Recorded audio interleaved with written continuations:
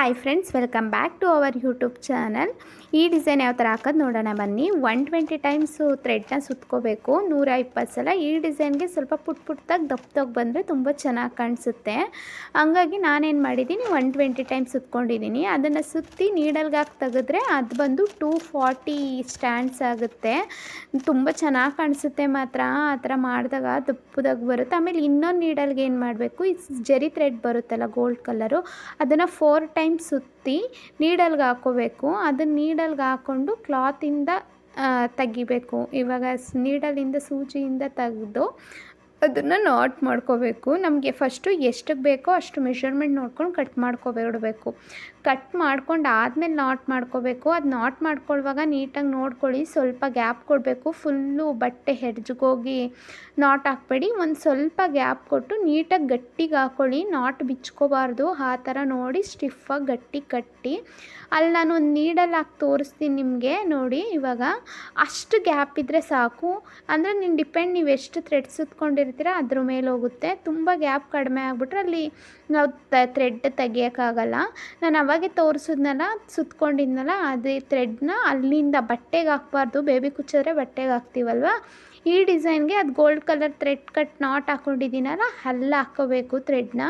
ಅಲ್ಲಿ ಹಾಕಿ ನೀಟಾಗೆ ಇಟ್ಕೊಳ್ಳಿ. ಆ ಗಂಟೆಲ್ಲ ಕಾಣಿಸ್ಬಾರ್ದು. ನಾವು ನಾಟ್ ಹಾಕಿರ್ತೀವಲ್ಲ ಅದು ಕಾಣಿಸ್ದಂಗೆ ಇಟ್ಟು, ಇನ್ನೊಂದು ನೀಡಲ್ಗೆ ಇದು ಗೋಲ್ಡ್ ಕಲರ್ ಥ್ರೆಡ್ ಹಾಕ್ಕೊಂಡಿದ್ದು ಫಸ್ಟ್ ಒಂದು ರೌಂಡ್ ಸುತ್ತಿ ನಾಟ್ ಹಾಕ್ಕೊಬಿಡಿ. ಆವಾಗ ಸ್ಟಿಫಾಗಿ ಕುತ್ಕೊಬಿಡುತ್ತೆ.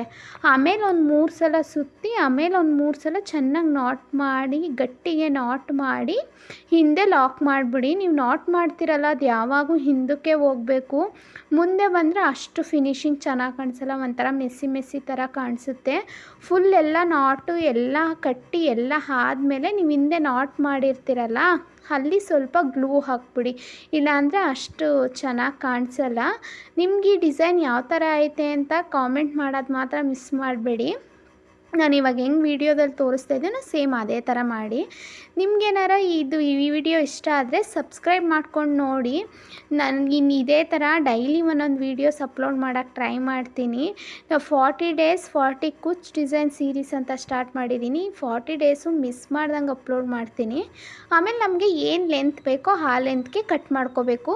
ಸ್ವಲ್ಪ ಪುಟ್ಟದಾಗಿ ಕಟ್ ಮಾಡ್ಕೊಳ್ಳಿ. ಡಿಸೈನ್ಗೆ ಉದ್ದುದ್ದಕ್ಕೆ ಬಿಡಬೇಡಿ. ನನ್ನ ಒಪಿನಿಯನ್ ಅದು. ಪುಟ್ಟದಾಗಿದ್ದರೆ ಒಂಥರ ಚೆನ್ನಾಗಿ ಕಾಣಿಸುತ್ತೆ. ನಾನು 2 ಥರ ಹಾಕಿದ್ದೀನಿ.